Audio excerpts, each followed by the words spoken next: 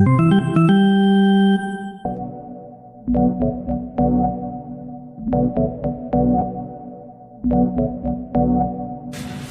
listening to Twins Takes, the Minnesota Twins podcast.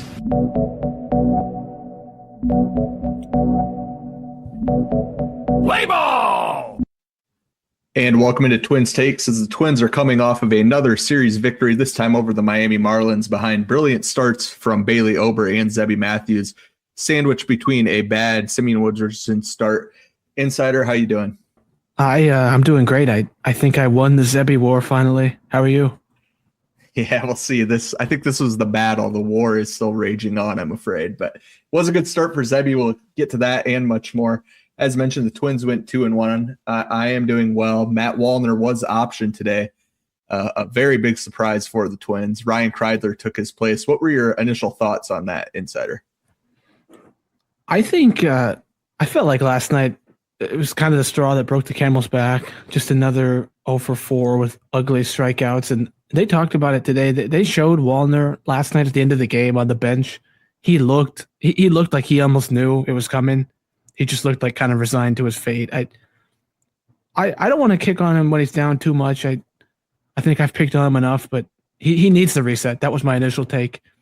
Yeah, we've been talking for a few weeks how originally we thought you just kind of had to let him work through it, but now he's striking out at such a rate still a quarter of the way into the season that they really had no choice if they wanted to win games or at least act like they wanted to win games. They couldn't keep trotting him out there. We saw his playing time reduced over the last few weeks, Austin Martin getting much more of that leash, and then they basically were all alternating every other start. Ryan Kreidler comes up to take his place. We've seen a little bit of him earlier in the year. He did have 2 hits today, I believe, played in center field with Byron Buxton getting scratched, which we'll get to in a moment. But do you think Kreidler's here just until one of the younger outfielders gets, healthy?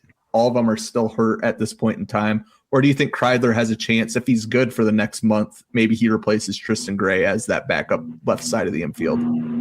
Well, I think it's kind of both. I think if Rodriguez was healthy, it would be him. But I think now you enter that mode where Kreidler and Gray are basically competing for one spot in 2 or 3 weeks. I think he brings a lot to the table. He's that right-handed bat off the bench. We saw it today. He can hit. He can run. He normally can't hit, but it looks the Twins version of him has been able to hit. And he's a great athlete. He makes your team more athletic. He can play basically anywhere. I think it's Kreidler versus Gray, and I think Kreidler will win. Yeah, it could also come down to Outman eventually as the backup center fielder. Kreidler played there today while Outman was in left. Outman did have a good game, drove in his first 3 runs of the season. Now we'll get to the rest of the news. Breaking news. Well, I got some bad news for you. Extra. Good news, everyone. It's time for the news. As we predicted last episode, today's starter was Zebby Matthews. To make room for Zebby on the roster, the Twins sent out right-handed reliever Travis Adams. Adams did pitch a few times. He wasn't particularly good, which was not surprising to me. I don't think it was surprising to you either, Insider. No, he does get actually more swing and miss than a lot of this bullpen, but that's not a high bar. Again, he has last year and this year now in spring training, if you care about that, of just not really getting anything in the results column. I know we talked about last time he thinks he can be a starter still. I don't even think he can be a reliever. But speaking of starters and relievers, Cole Sands and Taj Bradley have both started throwing. Audra Martin brought this up on Tuesday, and those two will bring a lot of needed reinforcement. I think Bradley's probably been their best player, arguably, or second best, and Sands is supposed to be their best reliever. So that'll really help. Yeah, the bullpen wasn't really under a lot of pressure this series with Ober going all 9 innings on Tuesday night, and then yesterday was a blowout before the relievers could even get in, and then today Zebby Matthews rolled while the Marlins starter laid an egg. So the bullpen did get a much-needed, series here without any high leverage, but getting Cole Sands back would be big, as you mentioned. He has struggled, but he's still one of the more talented guys. And then Taj Bradley, it is a relief to see that he's already back to throwing. We we thought the injury would be about a month, and I still think that probably is the most likely case scenario, assuming he comes back at that 15 days, makes a rehab outing or two. But it seems like Taj Bradley avoided the worst of it. Byron Buxton, another guy that has gotten off to a great start, 2 homers yesterday, but then today mysteriously scratched from a lineup. He was scratched with right hip flexor soreness. I didn't see too much about this. They didn't mention it too much on the broadcast anyway, while I was partially listening and partially getting a lot of work done. But Byron Buxton was scratched today, which is always concerning. Yeah, and we've seen it with him before where it seems minor and that it turns into a bigger issue. But until we know more, you'd like to hope it's minor. But any length of time without him is bad for this team. Yeah, and I think the fact that he was originally in the lineup is probably a good sign. He probably went through pregame stuff and just mentioned to Shelton they didn't quite feel right, and they decided to shut him down. But like you said, we'll wait to hear more. When we do hear more, if there is any news, we will have a short up on our Twitter at TwinsTakesPod. And now a flurry of minor league injury updates. These are all courtesy of Declan Goff of Score North. He tweeted out a thread of these. Walker Jenkins, rough timeline with that AC sprain, 3 to 4 weeks, so should see him back in early to mid-June. Emmanuel Rodriguez, who originally was supposed to, not even land on the IL, still hasn't gripped a bat, so that's really concerning to me. We've talked about countless times the thumb injuries that Emma's had, and just another case here. Yeah, and I'm just going to keep beating this dead horse. The mechanism of injury was just so stupid. Sliding into first base. Until he plays again, it's just going to be maddening. Yeah, and right before he got hurt, I did hear some murmurs that he was potentially going to be at Target Field the day after he got hurt, but he did get hurt. If that is true, you wonder why he was even in the Saints lineup the day that he did get hurt. But like you said, I want to echo just what a stupid decision.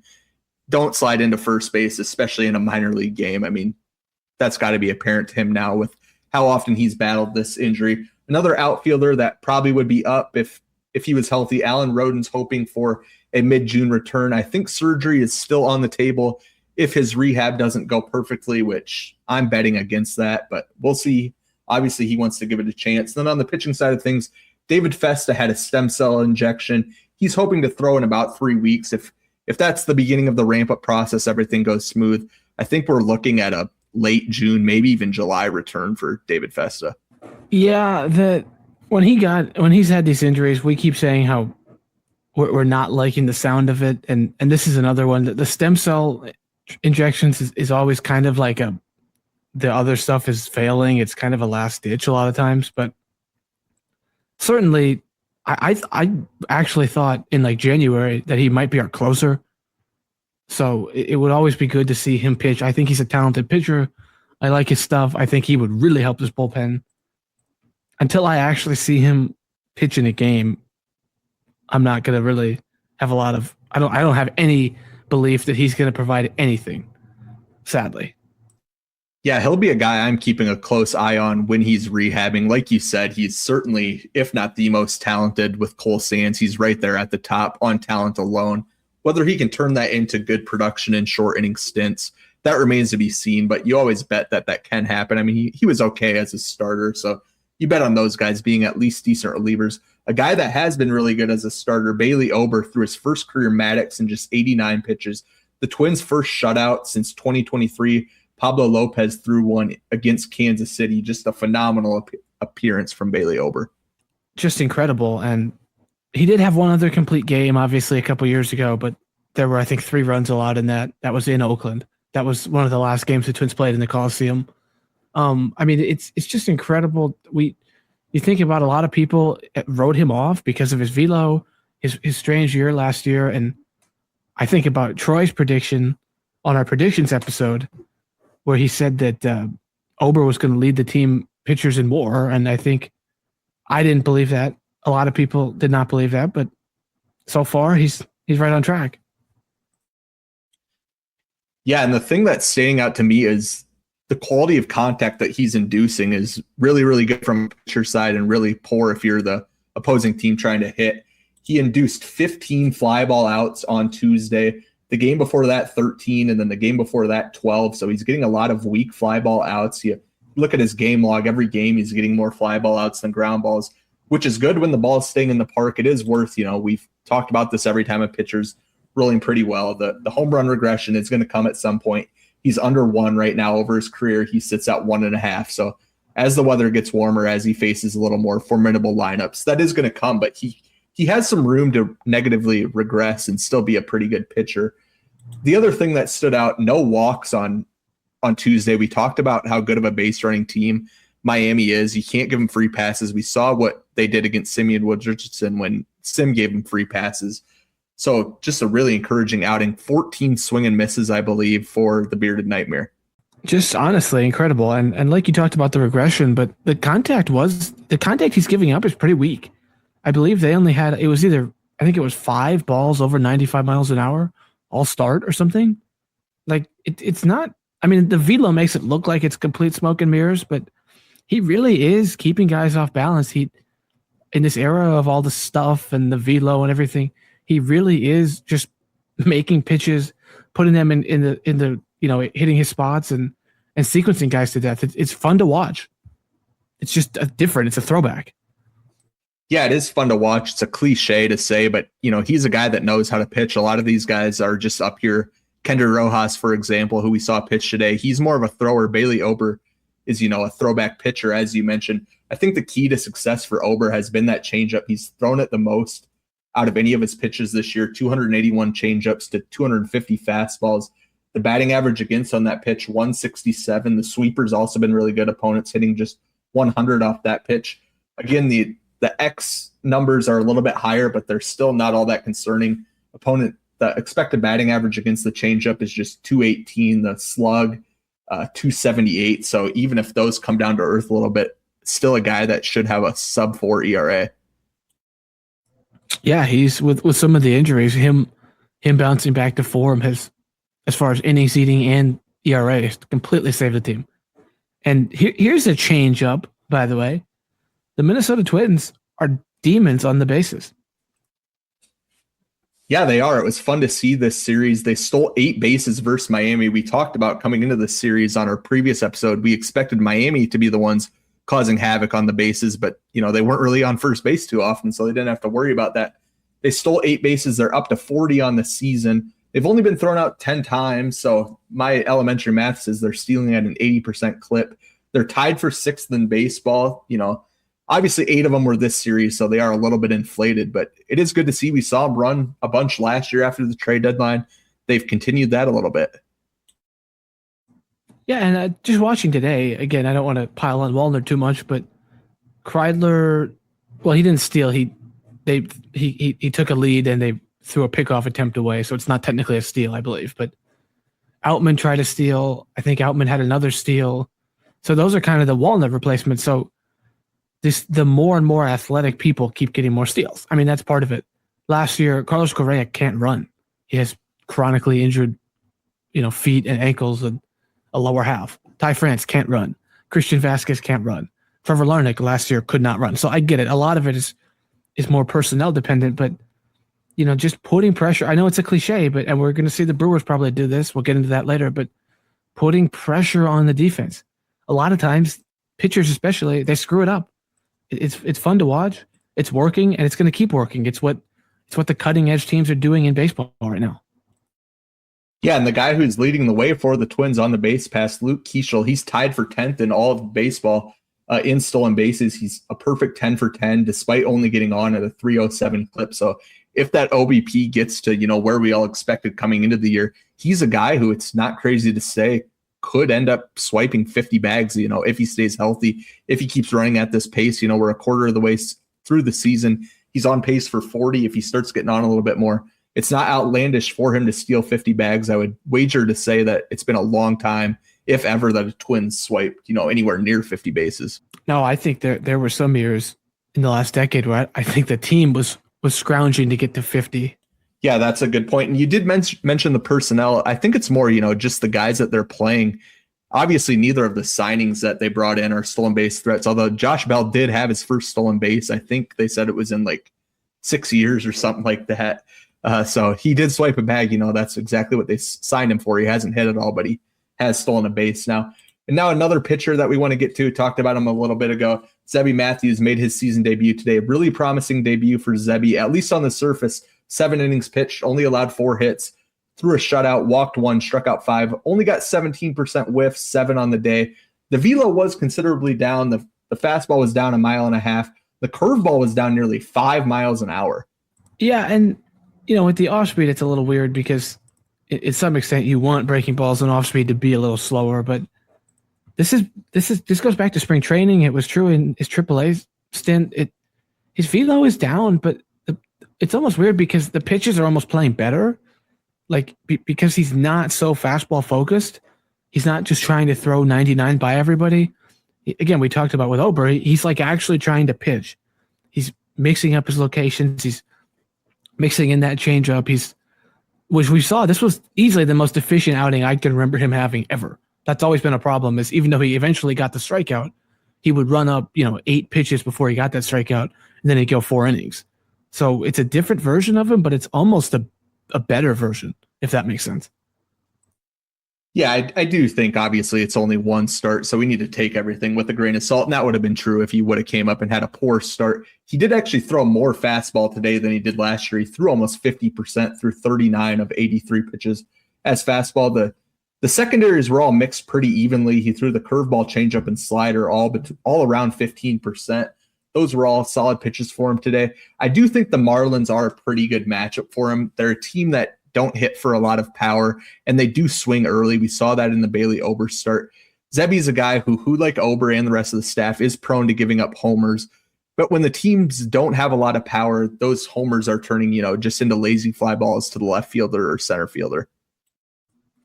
Yeah, and like you said, he had a bunch. I think he had 10 ground balls today, which is great for him because his main problem, like you said, has been those home runs.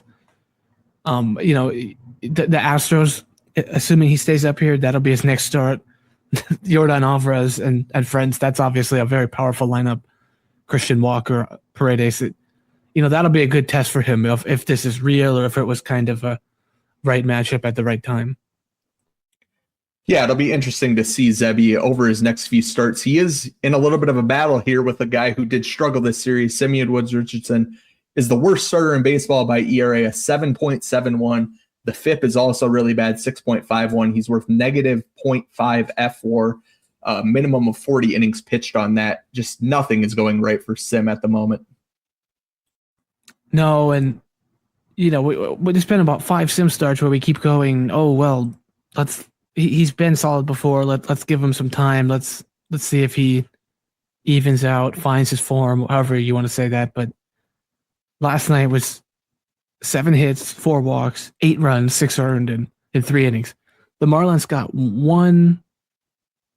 Or no, they scored 1 today. So they got 2 runs in 24 innings off everybody else, and they got 8 runs off Simeon in 3 innings. It just, there's almost nothing to say. The real question is more, at this point, he's just bad. The question is, what do you do about it? I don't think they're going to DFA him. I think he would still get claimed, but I think you have to start thinking about a bullpen spot. Yeah, and like we've talked about plenty of times before this, they can't send him to the bullpen until some of these guys begin to get healthy. But when that does happen, especially if Zebby and Prelip continue to shine, they really don't have a choice. If they send out Wallner, Sim's kind of the equivalent of that on the pitching side, a quarter of the way through the year. At one point in time, Sim's stats the first time through this year were pretty good. Now he's allowing over an 800 OPS the first time through the order. So that's not even in his favor. That's kind of what I was looking at to say, okay, maybe he can be a decent reliever, but now that stat's not even good, that I don't know that he'll be a good reliever. And obviously they'll try it before they do DFA him, but just the splitter, we talked about it, coming into the year, how we thought it was going to be a good pitch. It's really awful now.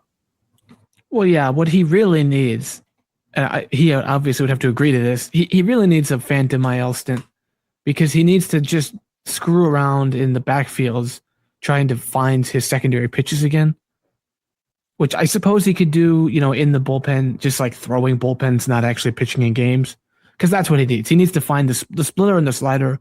He can't locate either of them right now. He needs to just screw around with grips and different positioning on the mound and all that kind of stuff, but because he basically can't aim the ball right now.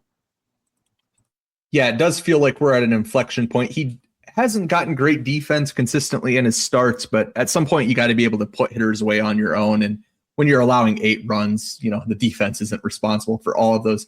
Speaking of the defense, it has improved over late here. Why don't you tell us about that, Insider?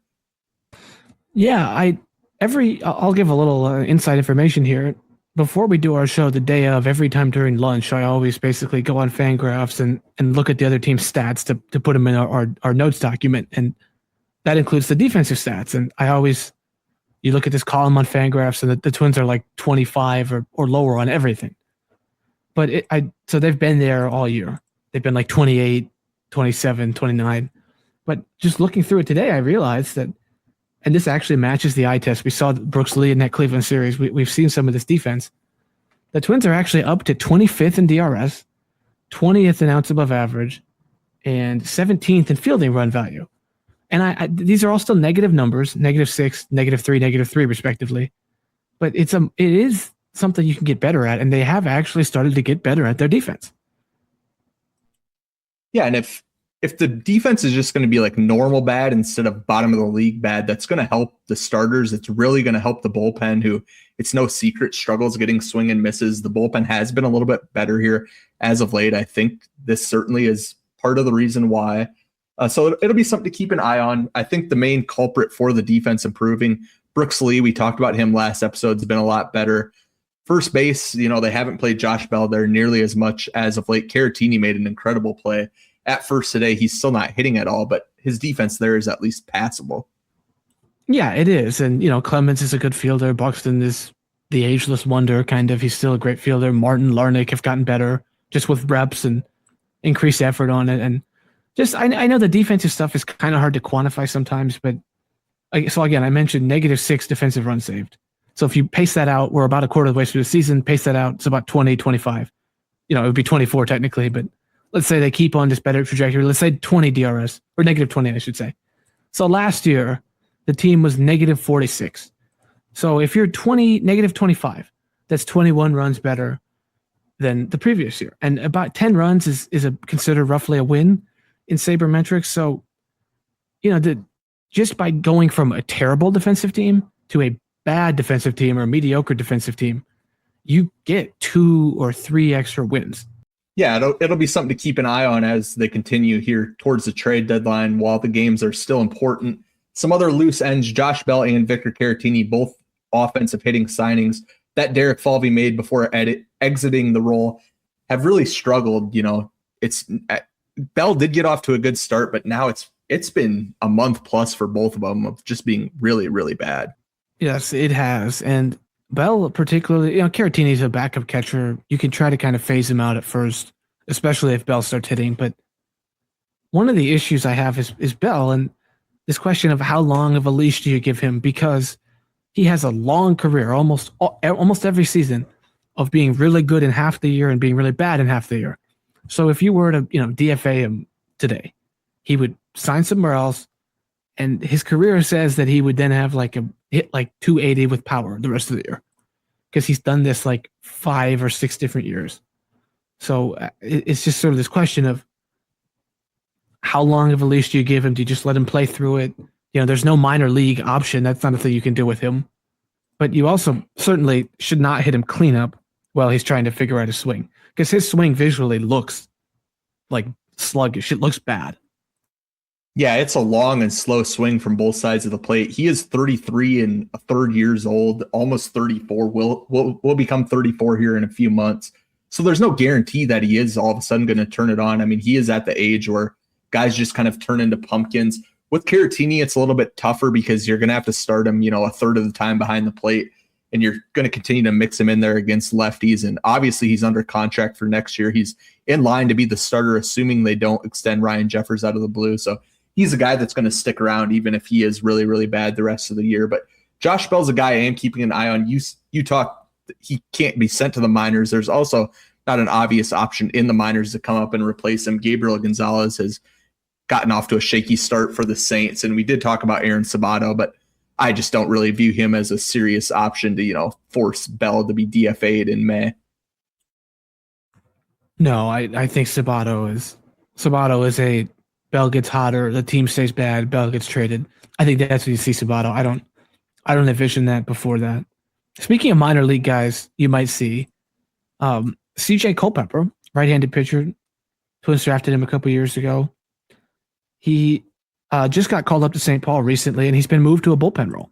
And he throws mid-90s with a couple breaking balls. This is a guy we could actually see pretty soon, in my opinion. Yeah, this is a guy where I think if he, has 10 good appearances at AAA for the next month, I think he's a serious threat to be called up. You mentioned his good velo. He has struggled to stay healthy, which is part of the reason why they moved him to the bullpen role. He was Rule 5 eligible this offseason, wasn't added to the 40-man, wasn't selected, so the Twins get another year with him. I think we'll certainly see him at some point, and I think that could be earlier than many fans would expect. And then top prospect Merrick Houston, last year's first-round pick, did return to the Cedar Rapids lineup Thursday, the first time he's played shortstop since May 5th, so 9 days ago. Good to see Merrick Houston back. After this break, we'll do our weekly edition of hashtag Ask Twins Takes and then preview the upcoming rivalry weekend set with the Brewers. Stick with us.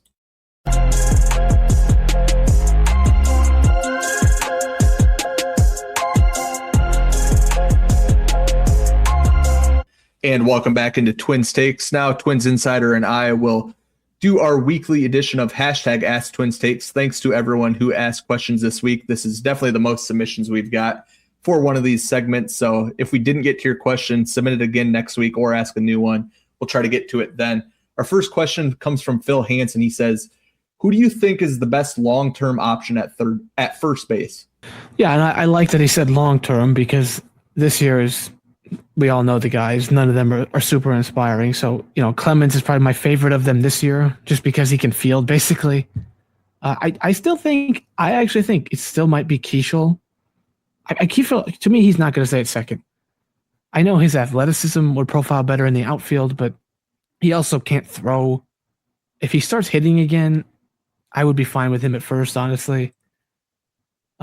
Tayit, people might bring up, but I only see that if we draft Lackey, which is completely possible, but we'll circle back to that if that happens. Yeah, the thing with Keishel is it's so hard to play a first baseman that just generally doesn't have any power. You're losing a lot of power there that other teams are getting, so then you have to make it up somewhere else. So that's the one reason I think they'll try to keep Keishel at second or maybe shift him to left field, which I've thought is going to be his long-term home for quite a while. My answer for this one is Eduardo Tayit. They don't have any options in the upper minors, and a guy with his build, his size, I don't have a lot of confidence that he's going to stick behind the plate, but he's still young, 19, 20 years old, so we'll just have to see. But a pretty bleak, depth chart for the Twins when you look into the minor leagues. Yeah, I will say this first base is a position that you don't draft first. We've tried that. Aaron Sabato did not work. Spencer Torkelson, that was not a great first overall pick. It's not a position you draft. You draft a catcher, like Justin Morneau was a catcher, and they moved him to first. Luis Ariz was a second baseman. He ended up at first. Sano was a shortstop. He ended up at first.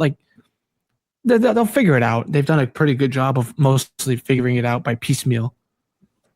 Yeah, and one guy who we should mention that is in Double-A, Billy Amick. He was I believe, second-round pick 2 years ago out of Tennessee, a pretty high-profile college player. Struggled coming into this year, but for Wichita this season, he has an 882 OPS. Does have 10 homers. He only has 17 through 3 seasons, so 10 of those 17 coming this year. If that power is finally coming on, this guy was a big slugger in college at Clemson and Tennessee. So he is a guy who maybe, if he hits, could be there. He's not going to play third base at the majors. So he's the other guy that you could mention. We've talked about Sabato, but I don't think he's a serious long-term option. Yeah, like I said, Amick, it kind of came out of nowhere. The power did. I know at one point people might have said Royce Lewis because that third to first base transition, but I don't think Royce Lewis is a long-term Twin. So thanks, Phil, for the question. We'll get to the next one. I'll bear in mind that we got a lot of them this week. We're not going to read every one of them. A lot of them kind of overlap, so we've combined them. If you asked one and we didn't get to it, we saw it. We appreciate it. Keep sending them in. We'll get to some of yours as the time goes on. Yeah, our next question, this is one that there are a few people that asked a similar type of question with different wording. Sam says, with the way the division looks right now, what are the chances Jeremy Zoll picks up a few players at the deadline They're currently 2 games back of the wild card and 4 in the division. Yeah, I think the raw chances are decent. I think if they're remotely around this pace, I think they'll almost certainly pick up maybe 1 or 2 expiring guys. I think like the Michael Fulmer trade, something like that. You trade an unranked prospect. Troy brought up the Sergio Romo trade. He also brought up the Sam Dyson trade. I hope it's more of a Romo trade, less of a Dyson trade. But, we actually do have the farm for obviously a bigger move as well. Like not a Mason Miller level move, but a move like a Duran level move or even a Varland level move. But unless something changes, I don't expect that right now. But I do expect 2 expiring relievers. And if that excites you, that excites me. If it doesn't excite you, I understand. Yeah, I mean, the obvious answer here is bullpen if they are in a position to buy. But the thing is, they're 2 games back right now. But if you take that out to the trade deadline, they'll be 6 or 7 games back, which if that's the case, they won't be buying and they'll be even farther out of the division. So still a lot of work to do to put the pressure on the front office to be in a position to buy. But my answer, like yours, is bullpen if in this hypothetical scenario they are buying. Our next question comes from Josh. His is, where do you think Austin Martin finishes the season? Are you buying the breakout? Yeah, first of all, sorry, Josh, that Festa fanaticism might have to stay on hold for a while. But I do believe that he can pretty much stay on this pace because, this is what he was in college and it's what he was drafted to be. And the Twins and Blue Jays tried to make him a power hitter, but that didn't work. But he's like, this is what he was supposed to be all along. He was talked about as the best hitter in college that year, the best hitter in the draft. I think it's not easily, but I think if you look at his discipline, you look at his contact, you look at his speed, he could easily hit 300 with the 400 on base, and he could slug 200 for all I care. I'll take that player any day of the week. Yeah, if you followed me on Twitter going back to when I was branded as Twins Farm Report, you knew that I was a big Austin Martin fan. I consistently had him ranked as one of the top 3 prospects in the Twin system. He's just a pure hitter. We've finally seen that in the second half of last season, and then they begin this year. So I'm definitely buying into it. He is going to cool down a little bit, obviously, but I think a target to aim for is a 290 average and an OBP over 380. His OBP last year was 374, so should be even higher this year, maybe even 400 if he stays this hot for another few weeks. But definitely a breakout that I'm buying for the Twins. Yeah, we've both been Martin fans for a long time, and I wanted him in like 2023, even when the lineup was struggling, for this exact reason. I wanted that spark plug. I think we should also mention, just to give him credit, I don't know if he's crossed the qualified line yet, but if he was qualified, he would be leading all of baseball in on-base percentage by like 30 points. It was like 460. It's not even close. The next guy's like 430. So shout out Austin Martin.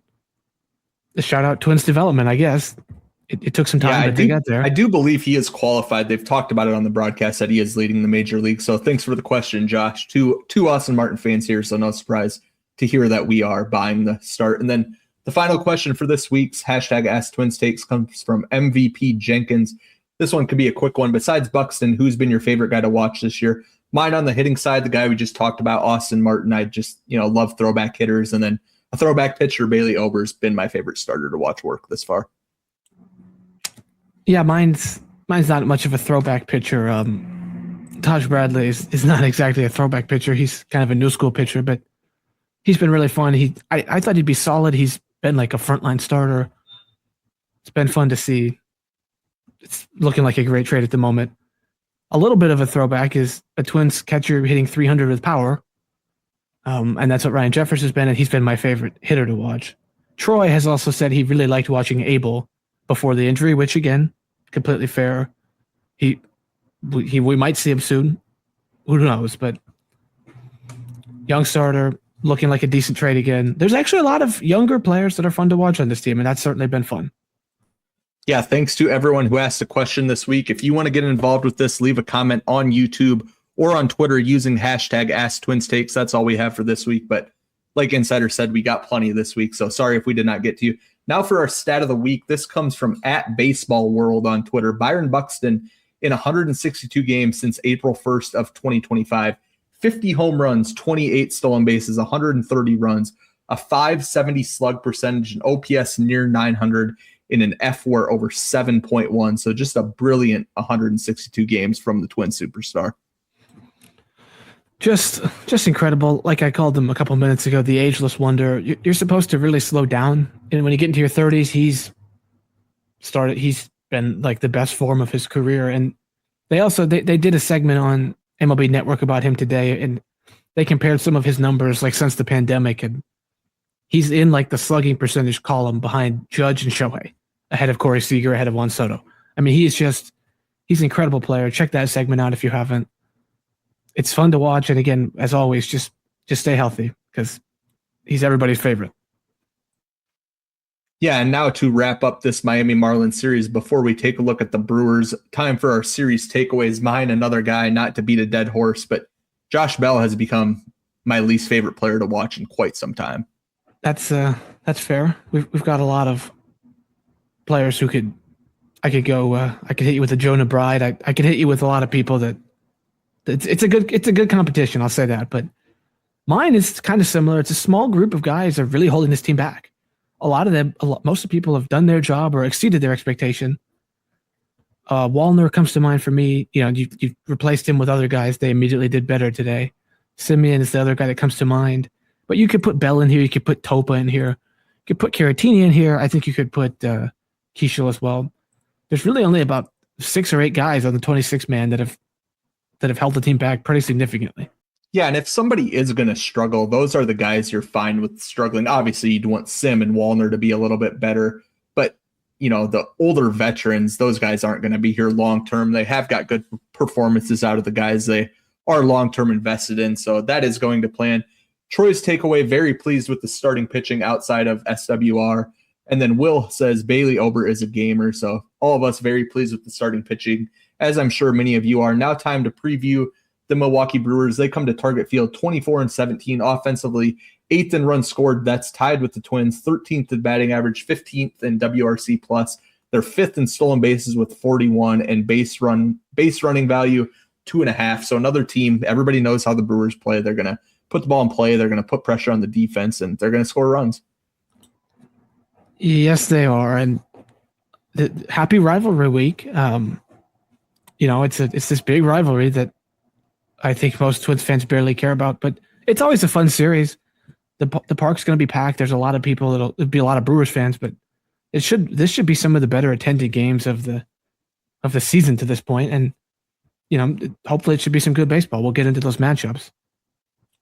Yeah, on the pitching side of things for Milwaukee, they're 4th in ERA, 3.43, 1st in FIP, 3.39. So good statistical metrics, good underlying metrics. 1st in strikeouts, 9.9. A lot of that is carried by starter Jacob Mizorowski, who the Twins will miss this weekend. They're 24th in bullpen WPA, which surprised me, negative 0.95. So just 2 spots better than the Twins. The defense also not real good, 24th in fielding run value, 22nd in OAA. They are 10th in defensive run save. So again, those metrics rarely seem to all 3 line up, but 2 of the 3 have them below average. So I'll choose to believe that. We'll see what the eye test says this weekend.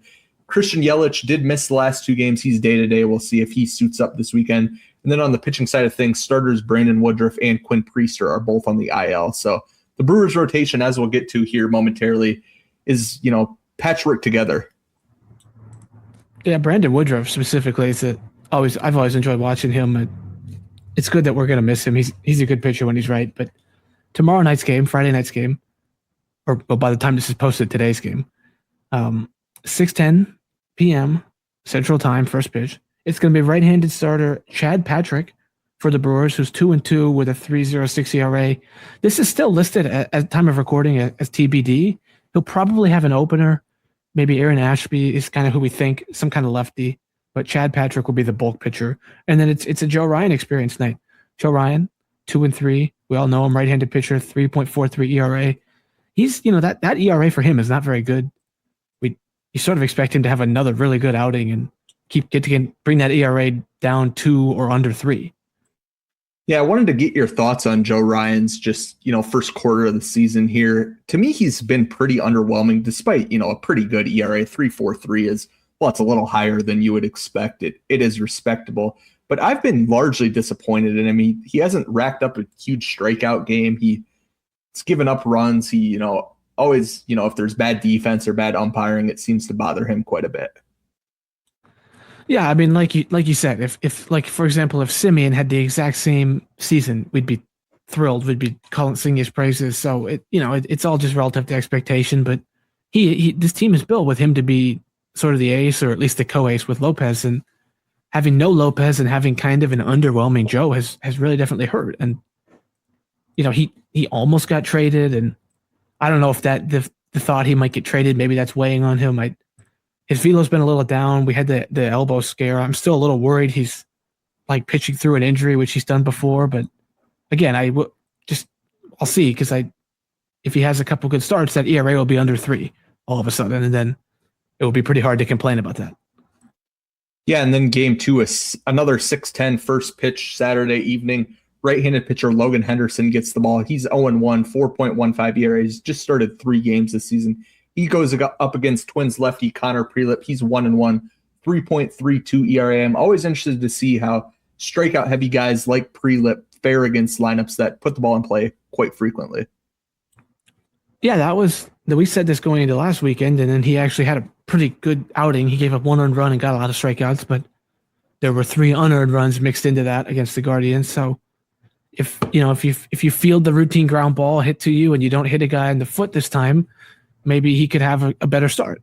But like you said, his main issue has been foul balls. So, that might rear its head this time.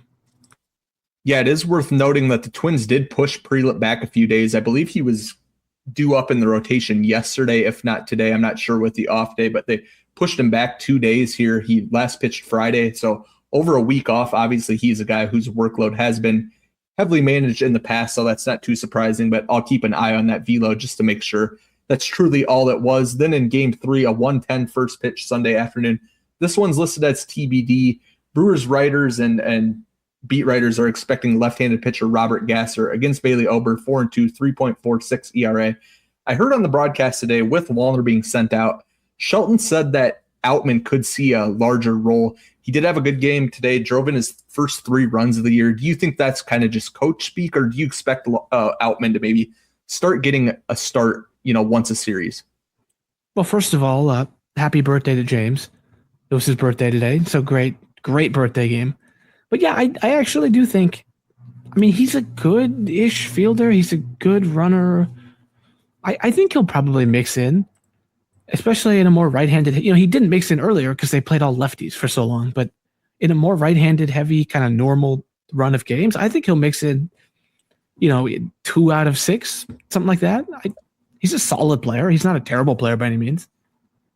Yeah, that sounds right. The one interesting thing, they started Kreidler in center field over him today. I believe they started Martin in center over him early in the year. So either they think those guys are better than him, or they just think Outman's defense has regressed, which that definitely, puts a hold on getting him into more games if they don't think he can play center field, at least on par with the rest of the guys on the roster.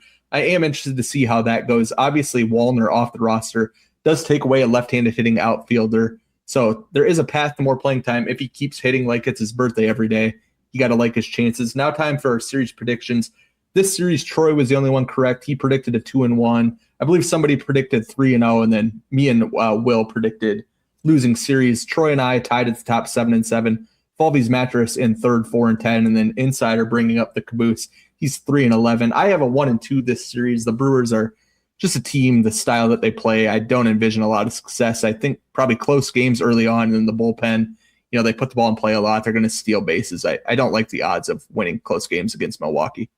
Well, I've accrued that terrible caboose record because I've mostly been negative. This is 2 series wins in a row. I'm going to hop on the positivity train here. I'm going to say 2-1. I think Joe Ryan's going to have a good game. Prelip and Ober are both fine. I like Henderson and Gasser. I think they're solid pitchers, but the Brewers were so good last year. They're still good, but they're not the same level of good. They have some injuries. I'm going to go 2-1. Yeah, it'll be interesting to see. Falvey's Mattress and Troy also going with my prediction of 1-2. So Insider, hopefully he adds to that abysmal record, gets one back, and the Twins do pick up another series win. We talked about the homestand coming into the Marlins series. It's a homestand that they need to go 5-4, 6-3 if they want a chance at buying, like we talked about early in the episode. So winning this series would be a step in the right direction, building off of the prior two. That's all for this episode. We'll be back Monday recapping the Milwaukee series. Please like and subscribe wherever you're listening. You can follow us on Twitter at TwinsTakesPod. We will continue to post those shorts if there's any notable roster news, injury news, big games. So that's at TwinsTakesPods. And then thanks to everybody who asked a question using hashtag AskTwinsTakes. That's hashtag AskTwinsTakes if you want to get involved with next week's segment. Thanks for listening. For Twins Insider, I'm Twin Central. This was Twins Takes.